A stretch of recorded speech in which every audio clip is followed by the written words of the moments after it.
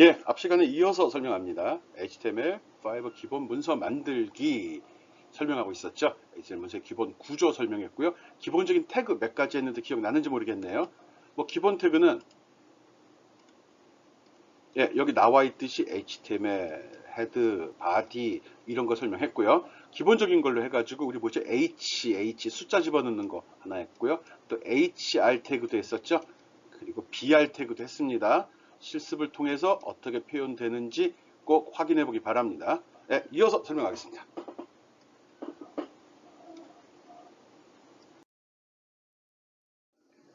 예, 뭐 태그를 계속 설명하는데 이걸 하다 보면 이제 그 문자 코드에 대한 이야기가 좀 나옵니다.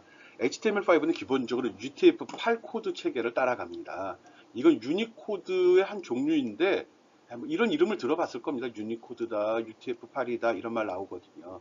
기본적으로 컴퓨터 내부에서는 모든 문자는 ASCII 코드 2, ASCII2라고 보통 하는데 이 코드 체계를 따라가고요. 얘는 8비트, 실제로 엄밀하게는 7비트로 구성이 되는데 영문 알파벳하고 숫자, 대소문자 포함이요. 숫자, 특수문자, 그래서 120, 어디 갔냐? 127개의 문자를 처리하도록 구성이 되어 있습니다. 그렇지만 이거 말고도 한글, 한자, 뭐 중국어, 일본어 여러 가지 문자들이 전 세계에 존재하고 있잖아요. 그래서 그런 거를 아스키 코드로 처리할 수 없다 보니까, 즉 표현할 수 없다 보니까 나온 게 유니코드입니다. 7비트만으로 표현할 수 있는 건 2의 7승계의 문자를 표현할 수 있거든요. 더 많은 문자를 하려고 그러면 더 많은 데이터 영역, 즉 메모리 사이즈를 가져야 되거든요.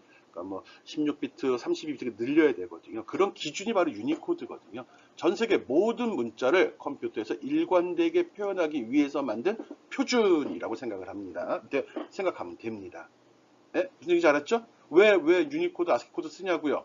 이런 코드 왜 사용한다고요? 전 세계 모든 문자를 컴퓨터에서 일관되게 표현하고, 즉 통일된 기준하에 표현이 돼야지 한글 OS에서 한글 윈도우에서 쓰나 영문 윈도우에서 쓰나 중국어 윈도우에서 쓰나 똑같은 내용을 볼 수 있는 거잖아요. 그러기 위해서는 컴퓨터에 표시된 모든 문자는 기준이 있어야 된다. 그 기준을 만들어 놓은 겁니다. 여러분이 그게 신경 쓸 건 없습니다. 보이는 건 동일합니다. 컴퓨터 내부에 저장되는 기준이거든요. 그 정도만 알고요. 시간 날 때 한번 살펴보도록 하면 됩니다.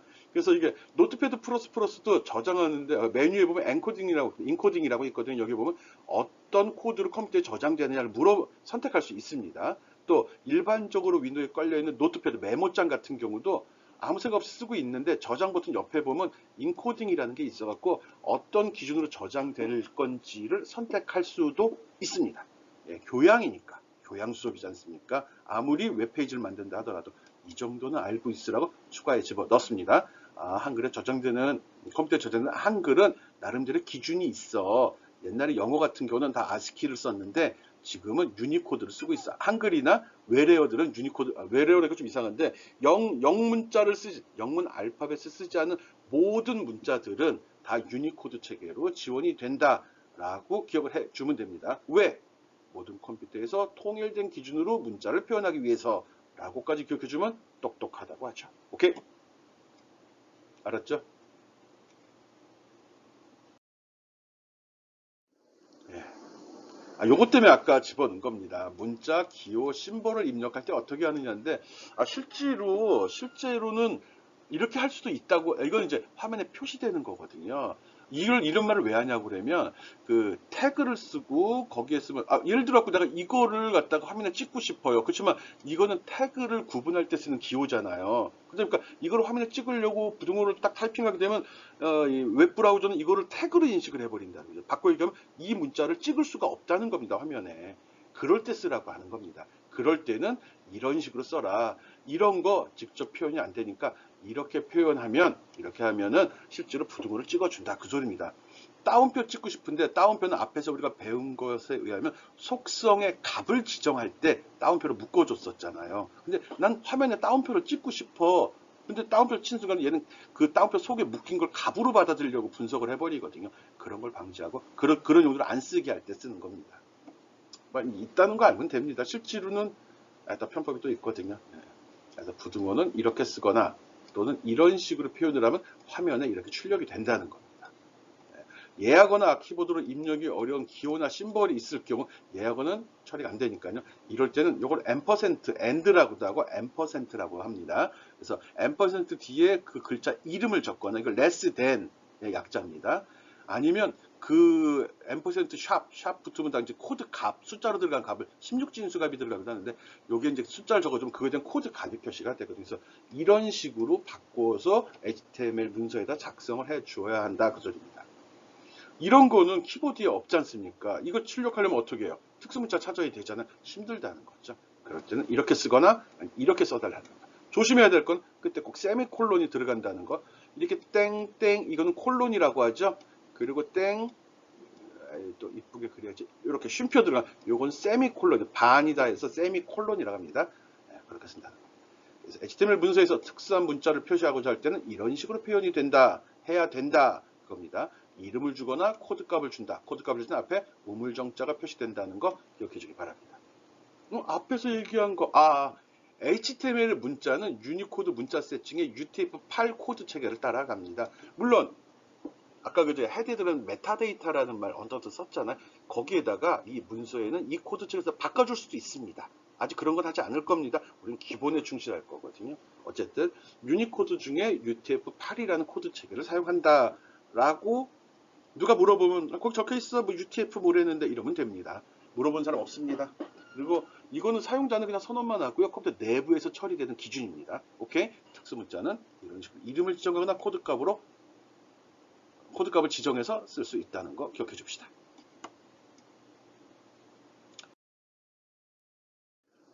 예, 특수문자, 기호, 심벌 삽입법. 아까 얘기했던 그 사항입니다. 여기다 내가 표시를 해야 되는데 나는 컴퓨터 키보드는 이런 거 없거든요. 컴퓨터에서는 나누기는 보통 이걸 쓰잖아요. 책에는.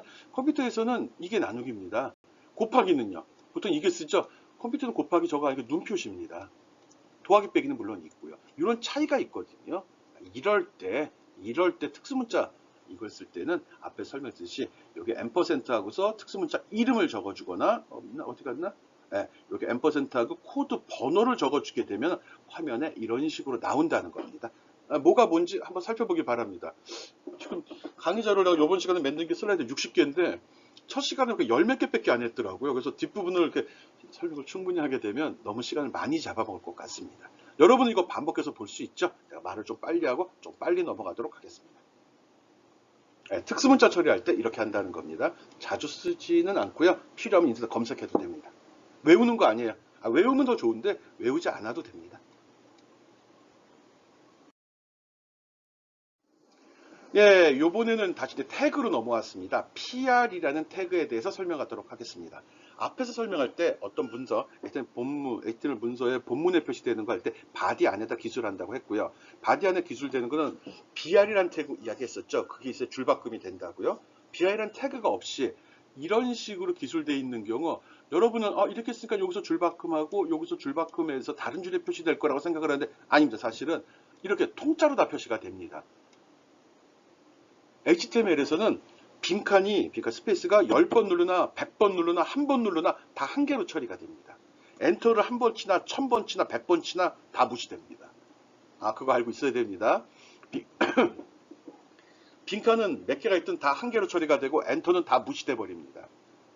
그러다 보니까 BR이라는 태그가 만들어진 거거든요. 그래서 필요하면 줄바꿈을 원하면 BR이라는 태그를 써야 된다. 좀 불편하죠? 스페이스, 그냥 나 화면에 이렇게 보이기 쉽기 위해서는 스페이스로 이렇게 여백도 맞추고, 앞에 내어쓰기도 맞추고, 줄도 이렇게 바꾸고 싶은데 그게 안 된다는 거죠. 그래서 그런 기능을 적용할 수 있는 태그를 만든 게 바로 PR입니다. 이 PR이란 태그를 쓰고 요 내용의 요 사이에다가 어떤 본문을 집어넣게 되면 빈칸은 빈칸 개수 그대로 인정을 받고요. 엔터 치면 엔터를 BR과 동일하게 줄바꿈으로 100% 인정을 해줍니다. 한번 볼까요? 여기는 PI라는 태그를 썼습니다. 여기서부터 여기 사이에 있는 거는 여기 보이는 그대로 페이지에 표시가 됩니다. 이렇게. 그리고 PI라는 태그가 없는 경우 P 태그는 그냥 단락, 패러그래프였죠. 이럴 때는 화면, 이 브라우저 사이즈에 맞춰서 자동으로 이렇게 한 줄로 표시가 됩니다. 이게 길어지면 한 줄이 돼버리는 거예요. 그렇지만 이 부분은, PID 태그를 쓴 부분은 화면이 브라우저 사이즈가 어떻게 크기가 변해도 늘 동일합니다. 작아지면 어떻게 되죠? 작아지면 자동으로 줄 바꿔갑니다. 오케이? PID 태그는 사용자가 입력한 빈칸이나 엔터를 100% 인정하고 그대로 표시하도록 하는 태그다. 즉 개발자 포맷을 그대로 출력하는 태그다 라고 기억해주면 됩니다. 오케이?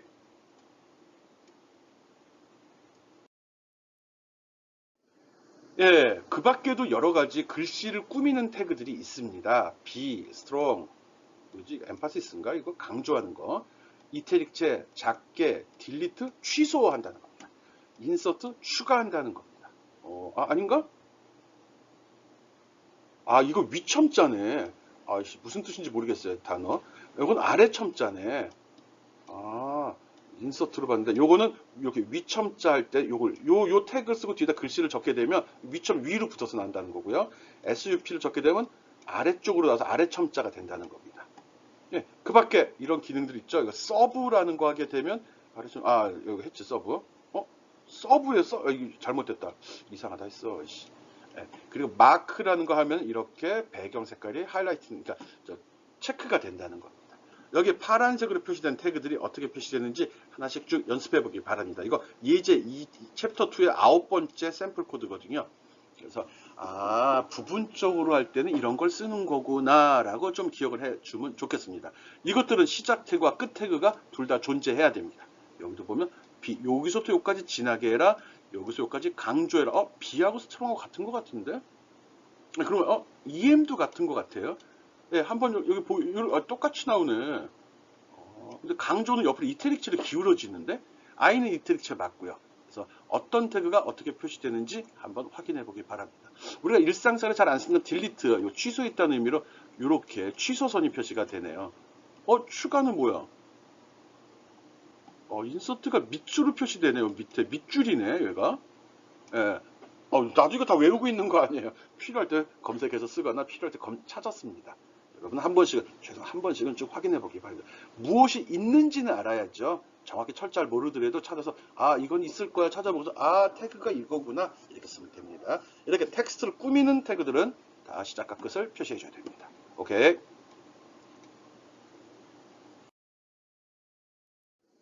예, 시작과 끝을 나타내는 그런 태그를 블록 태그라고 합니다. 블록 태그, 어떤 블록, 덩어리를 얘기하는 거죠. 그리고 시작만 있고 끝이 없는 태그를 인라인 태그라고 합니다. 라인 속에서 부분적으로 뭔가 표현한다, 뭐 그런 의미거든요.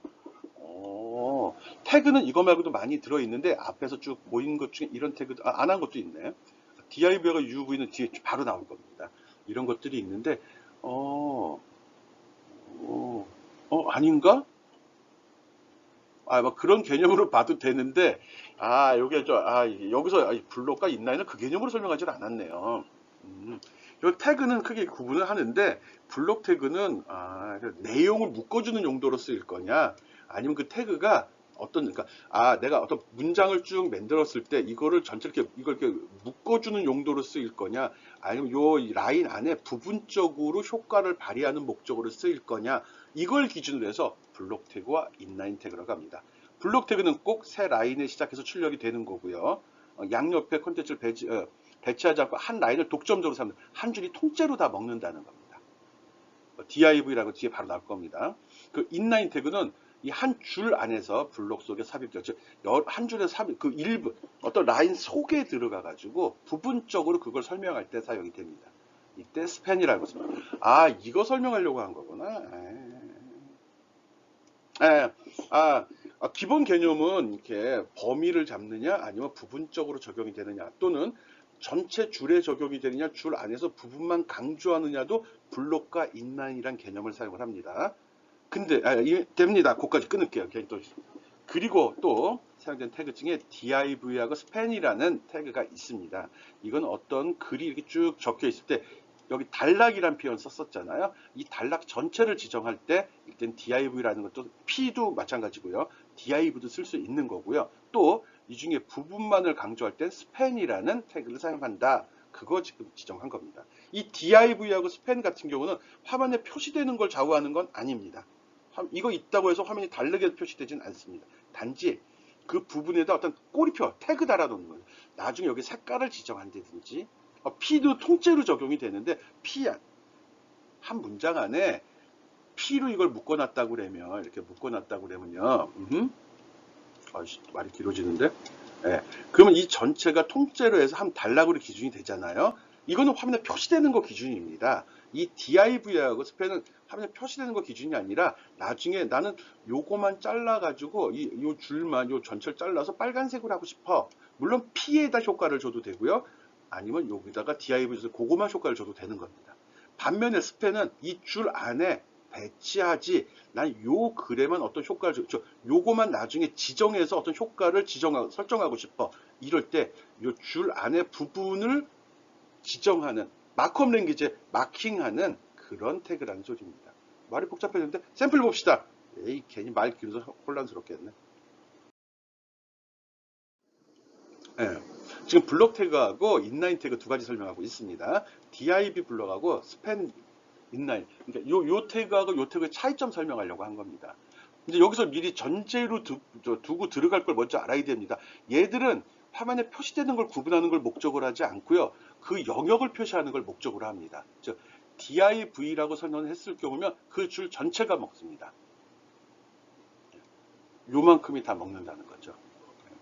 스페이스를 안 했기 때문에 하나로 통째로 먹는데 이 전체 줄 중에 이렇게 한 줄을 먹게 하는 거고요. 그리고 스팬이라고 했을 때 그 중에 한 단어, 부분, 요거 사랑 적었죠. 요거는 전체 이거 요까지입니다.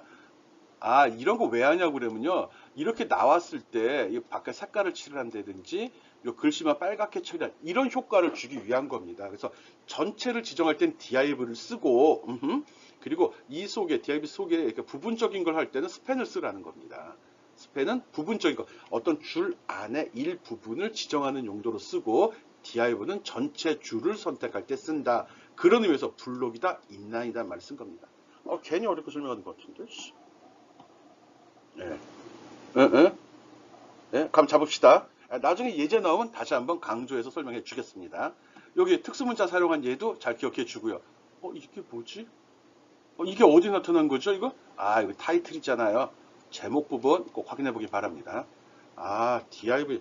이건 나중에 CSS 같은 거 쓸 때 보면 CSS 꾸미는 거라고 그랬지 않습니까? 그때 이 부분만 꾸미고 싶어 할 때 이 부분인데 이게 이 한 줄, 이 라인 전체에 요 사랑이라는 글씨만 꾸미고 싶다고. 이럴 때 이걸 지정을 해줘. 요거라고 꼭 집어서 이야기를 해줘야 되지 않습니까? 그때 여기다 마킹해주는 그 마킹 표식이 부분은 스팬, 전체 문장이면 한 줄이면 div를 쓴다는 겁니다.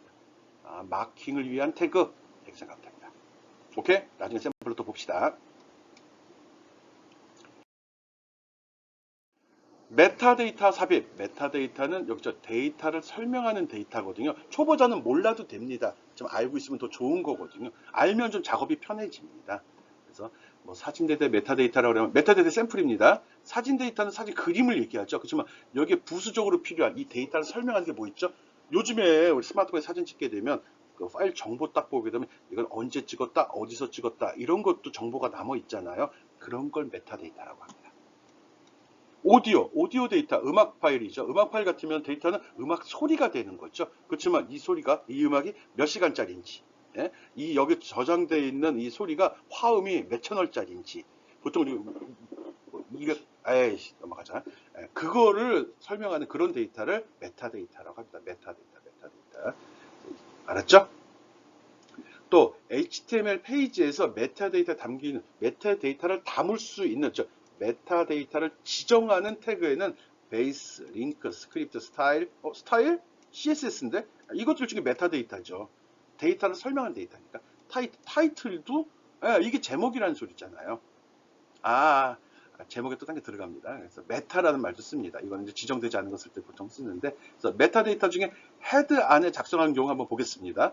헤드를 작성하는데 여기 헤드는 위에 태그 부분 들어가는 거잖아. 거기 타이틀에서 글씨 표시되는 거 했었었죠? 그겁니다. 그런데 베이스라는 태그가 있거든요. 이거는 이 페이지에 표시되는 거는 여기에 들어있는 거야. 이 페이지에 표시되는 다른 그림, 음악 이런 것들이 나올 수 있잖아요. 또 페이지가 나올 수도 있죠. 그럴 때 그거는 일종의 폴더의 공통사항입니다.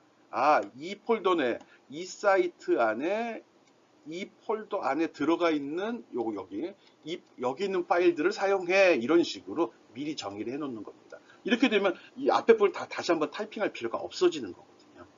오케이? 네, 그거 지금 설명하는 겁니다. 이런 거 데이터를 설명하는 데이터를 메타데이터라고 한다. 시간을 사진 찍은 시간, 장소 메타데이터고요. 음악을 줄 때 음악의 재생 시간, 채널 수 메타데이터입니다. 네? 그리고 헤더에다가 들어가는데 베이스라는 걸 쓰게 되면 경로, 공통적인 경로일 때 미리 지정하고 쓸 수도 있다는 겁니다. 네, 봅시다. 어떻게 썼는지. 예, 웹페이지의 기본 URL, 웹페이지에 사용된 모든 파일들이 있는 위치 얘기하는 겁니다. 예를 들어서 아직 hrefs 안 배웠습니다. 앵커거든요. 버튼을 딱 누르면 하이퍼링크 딱 누르면 다른 페이지로 넘어가는 그런 태그인데 여기에 연결된 그 페이지들이 www.mysite.com 밑에 스코어 밑에 mass.html 또 두 번째 거는 그러니까 수학이란 글씨가 화면에 표시되는데 이걸 누르면 이 페이지로 넘어가는 거거든요. 또 화면에 과학이라는 표시는 이걸 누르면 여기 사이언스 HTML로 넘어가야 된다고요. 그때 이 앞부분에 공통으로 쓰였잖아요. 이거 타이핑 좀 덜 하려고 하는 겁니다.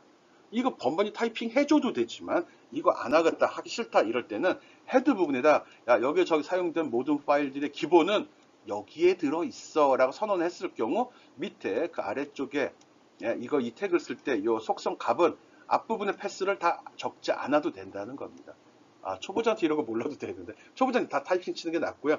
타이핑 다 쓰는 게 좋습니다. 그렇지만 좀 하다가 타이핑이 짜증이 나거나 코드가 복잡해 보일 때 이렇게 메타데이터를 쓰면 보다 코드가 간결해 보이니까 좋다고 이런 게 있다고 설명을 하는 겁니다. 오케이? 오케이. 헤드에 들어가는 이거 타이틀뿐만 아니라 베이스라는 것도 있구나. 이거는 공통사항을 미리 정해 놓는 것 이렇게 기억해 줍시다.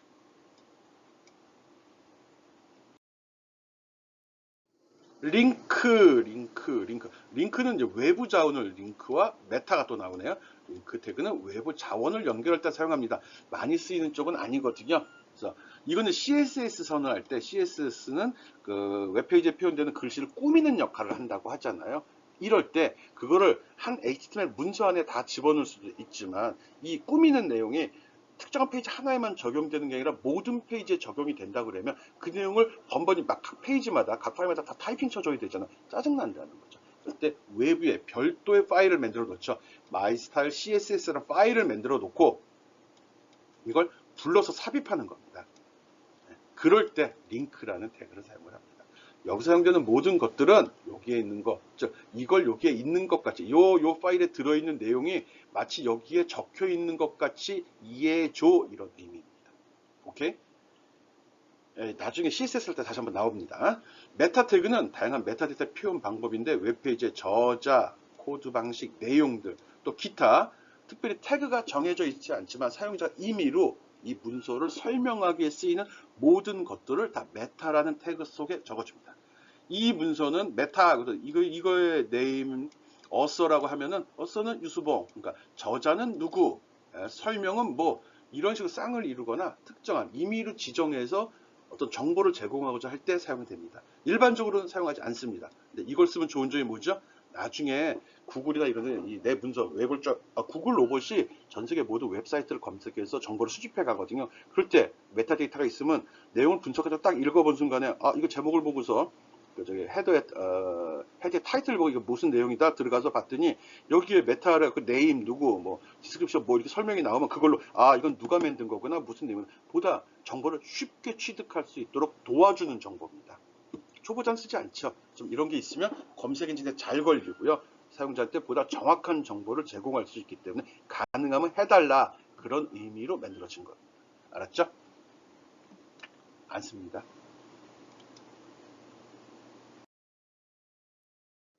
예, 이미지 삽입. 이미지를 집어넣을 때 img, 이미지의 약자입니다. img라는 태그를 사용을 합니다.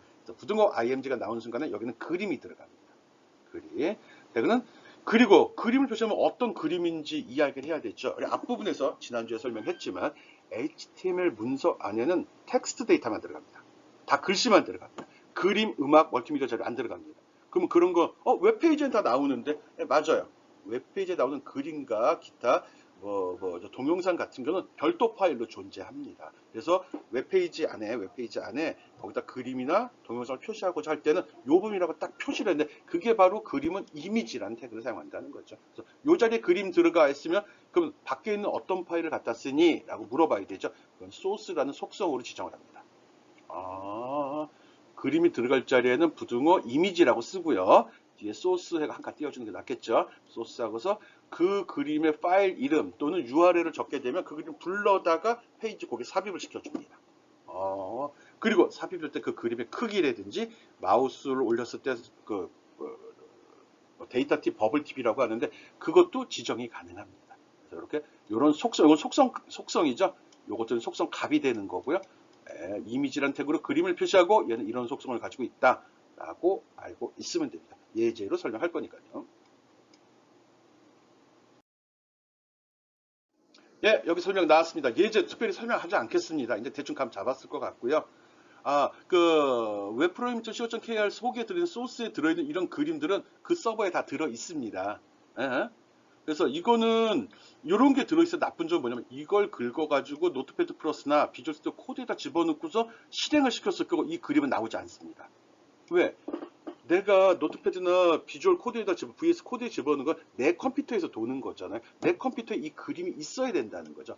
지난주에 한번 그런 얘기 한 적이 있는데 내 컴퓨터에 이 그림이 없기 때문에 이 그림이 요거잖아요. 요 그림. 요 그림. 이거는 없죠. 이거는 그래서 안 나옵니다. 이런 식으로 표시됩니다. 이런 식으로. 굳이 이걸 쓰겠다 하면은 내가 풀로 이렇게 소스를 다 지정을 해 주면 됩니다. 요거죠. 아, 네이버 저 그림이 여기 들어있는 거예요. 예, 이렇게 들어있습니다. 몰라요. 지금 되는지 안 되는지 안 돌려봤는데 여러분은 꼭 해보기 바랍니다. 챕터 2의 11번째 예제에 이미지에 대한 샘플 예제가 들어있습니다. 오케이?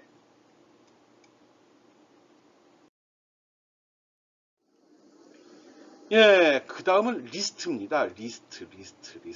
이거 시간이 막 오버되는데 빨리 나가겠습니다. 리스트는 그 웹페이지를 만들 때 거기에 목록을 만들 때 쓰이는 그런 태그입니다. 근데 리스트, 목록이 뭐 대단한 거라고, 목록도 종류가 있거든요. 목록을 쭉 적는데 거기에 1, 2, 3, 4가 찍히는 경우도 있고요. 아니면 그런 거 없이 그냥 점이 찍히는 경우도 있고요. 또는 거기에 뭐 A, B, C, D 또는 뭐 가나, 다라 이런 게 찍히는 게 있잖아요. 그거 얘기하는 겁니다. 그래서 요 OL 태그를 쓰게 되면 1, 2, 3 순서가 있는 알파벳 1, 2, 3, 4, A, B, C, D, 1, 2, 3, 4 이런 게 찍히고요. 순서가 없는 UL을 unordered list, ordered list 이렇게 설명해도 되고요. 이랬을 경우는 요거는 순서가 있는 머리글이 나오고 이건 순서가 없는 머리글이 나옵니다. 그리고 DL은 사용자가 지정한 문자를 갖고서 표시를 합니다. 오케이? 요 속에다가 li라는 태그로 목록을 하나씩 만들어 줍니다. 모르겠다고요? 샘플 바로 나옵니다. 봅시다.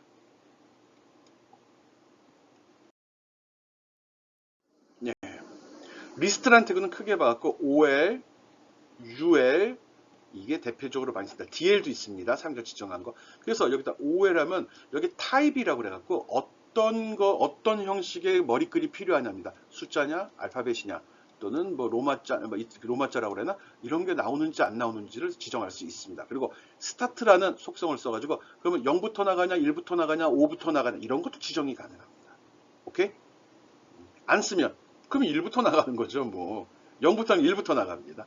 그런 걸 지정할 수 있습니다. 여기 선풀 있네. 이게 1이면은 1, 2, 3, 4 나가고요. A 집어넣으면 A, B, C, D, I 집어넣으면 이거 로마자로 I 1, 2, 3이 되는 거죠. 그럼 5면은 어떻게 되지? V자 들어가는 거죠. 9면은 I, X 들어가겠죠. 한번 해보면 됩니다. 아직 코드는 모르겠다고요? 해봅시다. 이런 식으로 씁니다. 해당 항목은 리스트에서 슬래시 리스트를 이게 첫 번째면 1 찍히고 2 찍히고 이렇게 되거든요. 10개면 그때 10도 찍히는 거고요.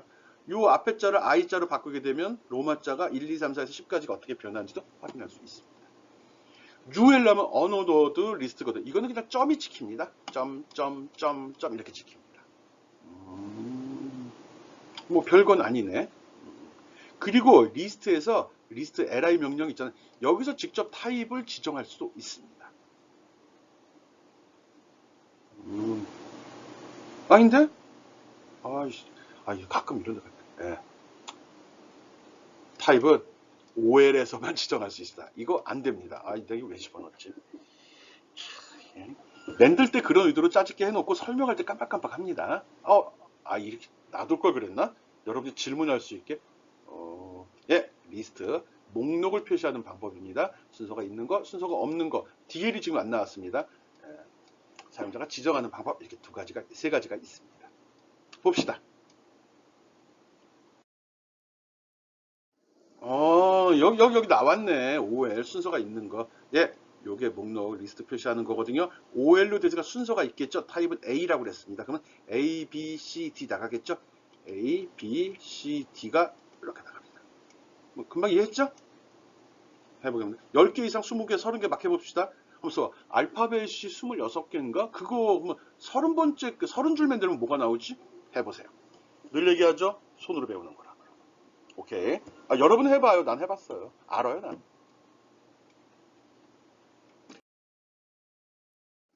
예, 요번에는 UL입니다. 순서가 없는 목록이죠. 얘는 앞에다 UL로 하고요. 항목을 LI로 합니다. 이거 순서가 없는 것 같은 건 LI는 뒤에 생략이 가능합니다. 새로 목록인 걸 알거든요. UL 속에 들어있는 거잖아요. 그래서 거기 LI를 만날 때마다 새로운 목록으로 인식을 하거든요. 예, 이런 식으로 막힌 겁니다. 오케이? 한번 해보기 바랍니다. 이렇게 하면 어떻게 나오지? UL이면 순서가 없는 건데 내가 거기다 타입을 지정을 했다고. 해보기 바랍니다. 실습해요. 배우려고 온 건데 구경만 하면 안 되죠. 영화 보러 온 거 아닙니다. 이거 배워서 여러분이 직접 작성할 수 있는 능력을 습득하려고 온 거거든요. 실력이 늘어나야죠. 경험이 늘어나는 거 안 됩니다. 경험도 중요하지만 실력도 늘어야 됩니다. 이런 걸 본 적이 있어가 아니라 난 이런 걸 만들 수 있어가 돼야 되는 겁니다. 오케이?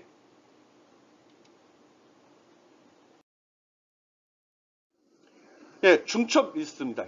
목록 속에 또 목록이 들어간 거, 이걸 중첩이라고 하거든요. 여기 UL이 있는데 UL 속에 또 UL이 나오면 어떻게 되지? 또 UL 속에 OL이 나오면 어떻게 되지? 그 얘기입니다. 예, 이렇게 해서 이런 식으로 나오거든요. 여러분 꼼꼼히 살펴보기 바랍니다. 이거 쭉 읽어주기에는 우리의 시간이 아깝거든요. 목록 속에서 목록을 또 만들 수도 있구나. 이렇게 받아들여주면 됩니다. 아까보다 좀 괜찮아 보이는데? 꼭 실습해봐요. 요거 챕터 2의 14번째 예제입니다.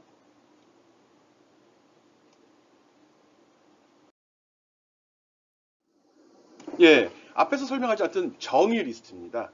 정의 리스트, DT. 이건 아까랑 좀 틀린 점이 있습니다. 이게 뭐가 틀린 거야?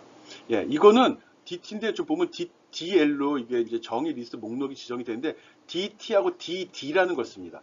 이거 헷갈리면 안 됩니다. 나중에 테이블 만들 때도 요 비슷한 태그들이 좀 나오는데 일단 안 배웠으니까. 그래서 이거는 마치 그 책 보면 맨 뒤에 찾아보기 이런 거 나오죠. 그래서 단어 나오고 설명 나오고 단어 나오고 설명 나오고 또 페이지가 나오기도 하죠. 그런 겁니다. 그래서 여기 보면 요게 사용자 정의 목록이야. 이거 말고 유사한 게 또 하나 있긴 있습니다. 이럴 때 이 속에다가 DT하고 DD를 정의를 요게 한 쌍을 이루어야 됩니다. 이렇게.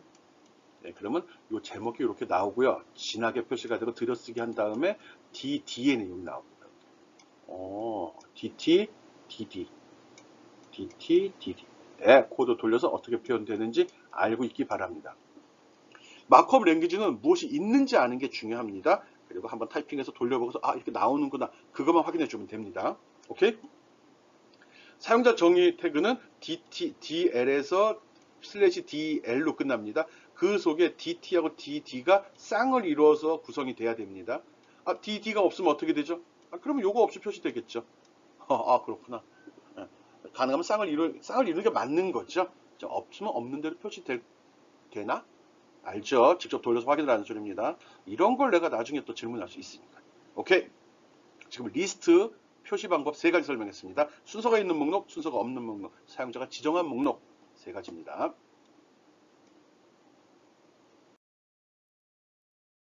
예, 벌써 시간이 30분 돼서 하나 또 끊고 3교시로 넘어가려고 합니다. 앞에서 리스트의 3종류 설명했죠? 그리고 그 밖에 메타데이터에 대한 설명도 했었고요. 그런 사항들, 별거 아닌 태그들 꼭 확인하고 실습을 통해서 익히기 바랍니다. 나머지 태그 다음 시간에 계속해서 설명하겠습니다.